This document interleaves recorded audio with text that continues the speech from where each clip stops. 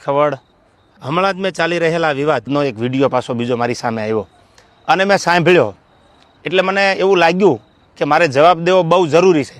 Public સુધી, સારા માણસ સુધી એક સારો મેસેજ પહોંચે એટલા માટે. એ વિડીયોમાં એ બોલે છે પહેલો પોઈન્ટ કે એડ્રેસ છુપાવવું પડે છે એને. તો મારે એડ્રેસ કેમ છુપાવવું પડે ભાઈ? મારી તો અપડેટ હોય કે મારો ગઈકાલે આ કાર્યક્રમ છે, છતાંય તારે એડ્રેસ જોતું જ હોય તો ઇસ્કોન આંબલી રોડ ઉપર મારી ઓફિસ છે, આ મારું એડ્રેસ. ઓકે. બીજી વાત, પ્રશ્ન બીજો કે 200 લોકોને સાથે લઈને ફરે છે. 200 લોકો એટલે એક ગાડીમાં 4નું 5નું સીટિંગ હોય તો 200 લોકોમાં કેટલી ગાડીઓ કમસે કમ મારે જોવે? આપ પણ જાણો છો. જેને જેને ડાયરા કર્યા આયોજકને પૂછો કે કેટલી ગાડીઓ લઈને આવું છું, એ બધા પ્રૂફ પુરાવા દેવાની જરૂર નથી. આ એકદમ ફેક્ટ વાત છે, ઉપજાવેલી વાત છે એની. ત્રીજી વાત કરું તો સમાધાન કરવા માટે 50 લોકોને દોડાવ્યા. આવો એ બ્લેમ કરે છે મારી પર. હું સમાધાન કરવા દોડાવું? તું એવડી મોટી કોઈ તોપ નથી તો હું સમાધાન કરવા માટે 50 લોકોને દોડતા. ઓથેન્ટિક પુરાવો કે તે જ્યારે આ બનાવ બન્યો 2 વર્ષ પહેલાં સોનબાઈ માના મંદિરે જ્યારે સમાધાન કરવાનું હતું ત્યારે પ્રવીણદાન ગઢવી એટલે કે મોગલ સેનાના પ્રમુખ, મને ફોન આવ્યો પહેલો દીપકભાઈ કાઠીનો અમદાવાદ કે પ્રવીણદાનને કામ છે. પ્રવીણદાનને કોન્ફરન્સમાં લીધા અને મને પ્રવીણદાને કીધું કે કોઈ પણ રીતે આ મામલો પતાવવાનો છે, તમે પ્લીઝ. મેં કીધું કાંઈ વાંધો નહીં, તમે પ્લીઝ ન બોલો. ત્યાર પછી મને ફોન આવ્યો મઢડાથી દાદુભાઈનો. દાદુભાઈએ કીધું કે તમારે સોનબાઈ માના મંદિરે આવવાનું છે. એટલે મેં કીધું કે આવું ખરો પણ માફી નહીં માગું. તો દાદુભાઈએ કીધું કે માફી માંગવા બોલાવવાના નથી. આ વાત થયા પછી હું મઢડા સોનબાઈ માના મંદિરે રાજકોટથી જવા તૈયાર થયો. એટલે તું એવી કોઈ મોટી તોપ નથી કે મારે સમાધાન માટે 50 લોકોને તારી પાછળ દોડાવવા પડે. મારે બહુ જાજી વાત કરવી નથી, કારણ કે પબ્લિક પાસે, ઓડિયન્સ પાસે એટલો બધો સમય નથી આ ફાલતુ વાતું સાંભળવાનો. પણ મારે પ્રૂફ આપવું એ મારા માટે અગત્યનું જરૂર લાગ્યું. મારો કિંમતી સમય સાહિત્યમાં મારા જે પ્રેક્ષકો છે એને સારી વાતું સંભળાવવામાં કે સાહિત્યની 2 વાતું નવી આપવામાં છે. એટલે મને આ બધી ફાલતુ વાતોમાં એટલો બધો ઇન્ટરેસ્ટ નથી. રહી વાત બીજી સંસ્કારની, તો સંસ્કારની વાત રહેવા દે ભાઈ. બધાના સંસ્કારની બધાને ખબર છે. જે મુઠ્ઠી બાંધેલી છે એને ઉઘાડી ન કર, ઉઘાડી હવા ખાય. એટલે આ બધી વાત છોડી દે.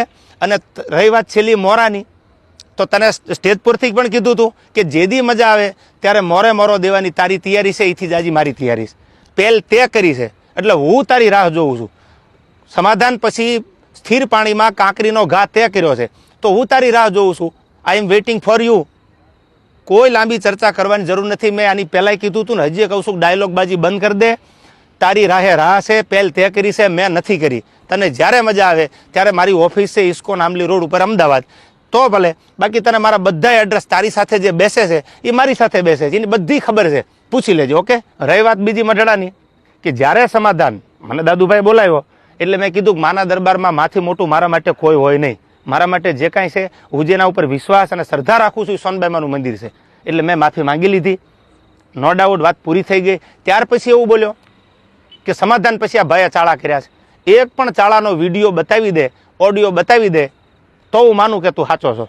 દૂધનું દૂધ અને પાણીનું પાણી, આ બધોય જવાબ સાંભળનારા 18 વરણે આપી દીધો છે. મને તો એટલું યાદ આવે કે સોનબાઈ માના સાનિધ્યમાં સમાધાન થયા પછી આ વસ્તુ જે બની ખોટી છે, જે કરવું હોય એ વેલકમ. જય માતાજી. જય માતાજી, જય સોનબાઈમાં. હું છું દેવાયત ખવડ. હમણાં જ મેં ચાલી રહેલા વિવાદનો એક વિડીયો પાછો બીજો મારી સામે આવ્યો અને મેં સાંભળ્યો એટલે મને એવું લાગ્યું કે મારે જવાબ દેવો બહુ જરૂરી છે. પબ્લિક સુધી, સારા માણસ સુધી એક સારો મેસેજ પહોંચે એટલા માટે. એ વિડીયોમાં એ બોલે છે પહેલો પોઈન્ટ કે એડ્રેસ છુપાવવું પડે છે એને.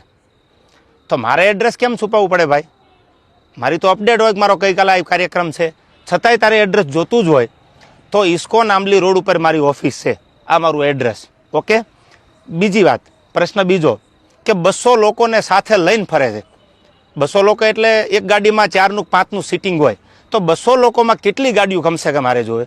આપ પણ જાણો છો. જેને જેને ડાયરા કર્યા આયોજકને પૂછો કે કેટલી ગાડીઓ લઈને આવું છું, એ બધા પ્રૂફ પુરાવા દેવાની જરૂર નથી. આ એકદમ ફેક્ટ વાત છે, ઉપજાવેલી વાત છે એની. ત્રીજી વાત કરું તો સમાધાન કરવા માટે 50 લોકોને દોડાવ્યા. આવો એ બ્લેમ કરે છે મારી પર. હું સમાધાન કરવા દોડાવું?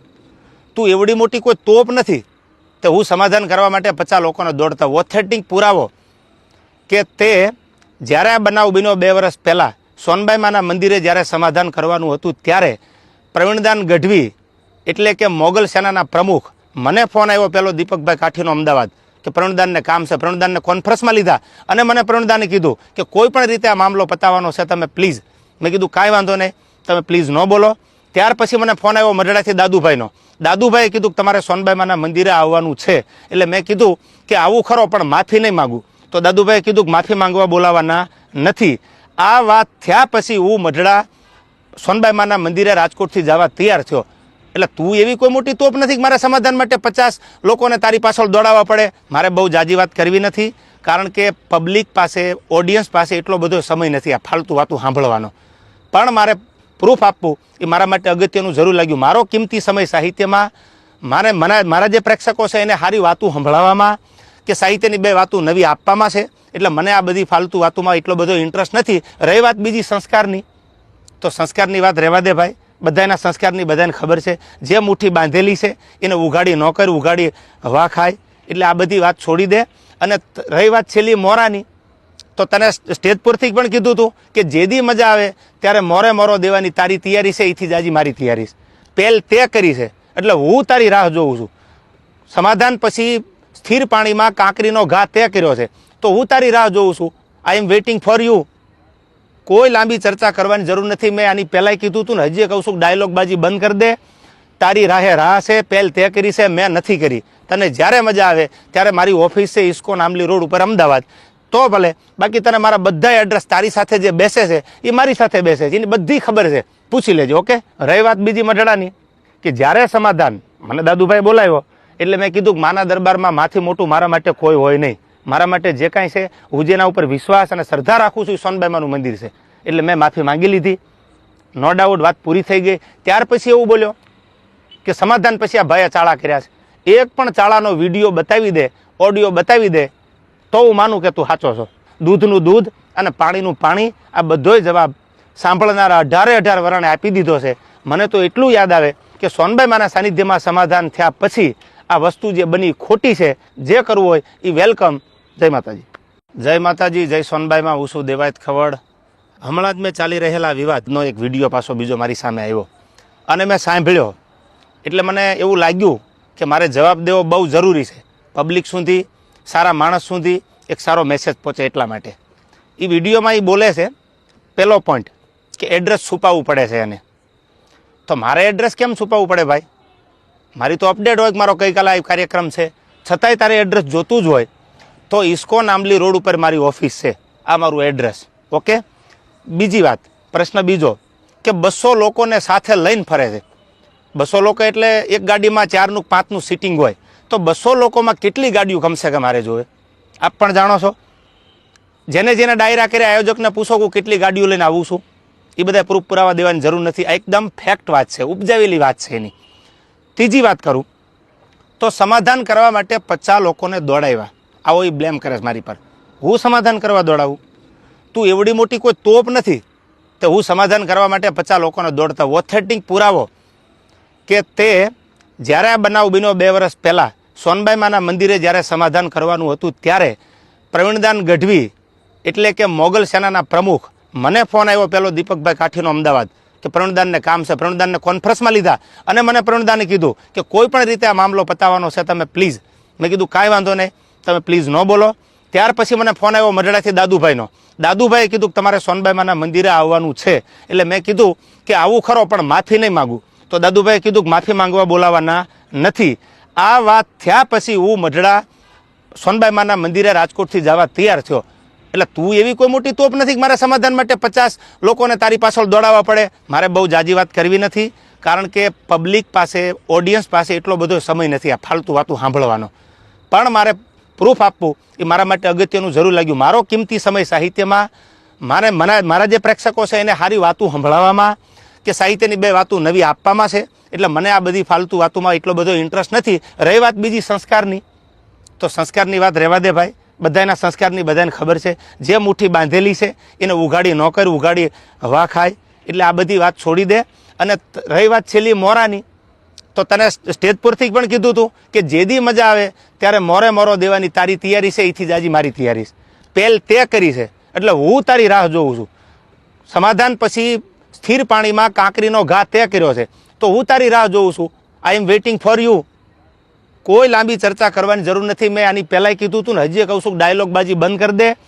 તારી રાહે રાહ છે, પહેલ તે કરી છે, મેં નથી કરી. તને જ્યારે મજા આવે ત્યારે મારી ઓફિસ છે ઇસ્કોન આંબલી રોડ ઉપર અમદાવાદ, તો ભલે. બાકી તને મારા બધા એડ્રેસ તારી સાથે જે બેસે છે એ મારી સાથે બેસે છે, એની બધી ખબર છે, પૂછી લેજો. ઓકે. રહી વાત બીજી મઢડાની, કે જ્યારે સમાધાન મને દાદુભાઈ બોલાવ્યો એટલે મેં કીધું કે માના દરબારમાં માથી મોટું મારા માટે કોઈ હોય નહીં. મારા માટે જે કાંઈ છે, હું જેના ઉપર વિશ્વાસ અને શ્રદ્ધા રાખું છું એ સોનબાઈમાનું મંદિર છે. એટલે મેં માફી માંગી લીધી. નો ડાઉટ વાત પૂરી થઈ ગઈ. ત્યાર પછી એવું બોલ્યો કે સમાધાન પછી આ ભાઈએ ચાળા કર્યા છે. એક પણ ચાળાનો વિડીયો બતાવી દે, ઓડિયો બતાવી દે, તો હું માનું કે તું સાચો છો. દૂધનું દૂધ અને પાણીનું પાણી, આ બધોય જવાબ સાંભળનારા 18 વરાણે આપી દીધો છે. મને તો એટલું યાદ આવે કે સોનબાઈમાના સાનિધ્યમાં સમાધાન થયા પછી આ વસ્તુ જે બની ખોટી છે. જે કરવું હોય એ વેલકમ. જય માતાજી. જય માતાજી, જય સોનબાઈમાં. હું છું દેવાયત ખવડ. હમણાં જ મેં ચાલી રહેલા વિવાદનો એક વિડીયો પાછો બીજો મારી સામે આવ્યો અને મેં સાંભળ્યો એટલે મને એવું લાગ્યું કે મારે જવાબ દેવો બહુ જરૂરી છે. પબ્લિક સુધી, સારા માણસ સુધી એક સારો મેસેજ પહોંચે એટલા માટે. એ વિડીયોમાં એ બોલે છે, પહેલો પોઈન્ટ, કે એડ્રેસ છુપાવવું પડે છે એને. તો મારે એડ્રેસ કેમ છુપાવવું પડે ભાઈ? મારી તો અપડેટ હોય કે મારો ગઈકાલે આ કાર્યક્રમ છે, છતાંય તારે એડ્રેસ જોતું જ હોય તો ઇસ્કોન આંબલી રોડ ઉપર મારી ઓફિસ છે, આ મારું એડ્રેસ. ઓકે. બીજી વાત, પ્રશ્ન બીજો, કે 200 લોકોને સાથે લઈને ફરે છે. 200 લોકો એટલે એક ગાડીમાં 4નું 5નું સીટિંગ હોય, તો 200 લોકોમાં કેટલી ગાડીઓ કમસે કમ મારે જોવે? આપ પણ જાણો છો. જેને જેને ડાયરા કર્યા આયોજકને પૂછો કે કેટલી ગાડીઓ લઈને આવું છું, એ બધા પ્રૂફ પુરાવા દેવાની જરૂર નથી. આ એકદમ ફેક્ટ વાત છે, ઉપજાવેલી વાત છે એની. ત્રીજી વાત કરું તો સમાધાન કરવા માટે 50 લોકોને દોડાવ્યા. આવો એ બ્લેમ કરે છે મારી પર. હું સમાધાન કરવા દોડાવું?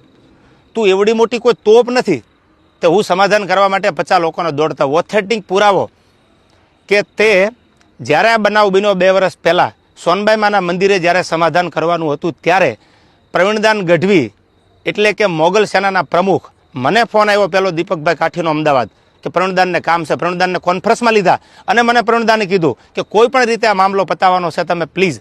મેં કીધું કાંઈ વાંધો નહીં, તમે પ્લીઝ ન બોલો. ત્યાર પછી મને ફોન આવ્યો મઢડાથી દાદુભાઈનો. દાદુભાઈએ કીધું કે તમારે સોનબાઈમાના મંદિરે આવવાનું છે. એટલે મેં કીધું કે આવું ખરો પણ માફી નહીં માગું. તો દાદુભાઈએ કીધું કે માફી માંગવા બોલાવાના નથી.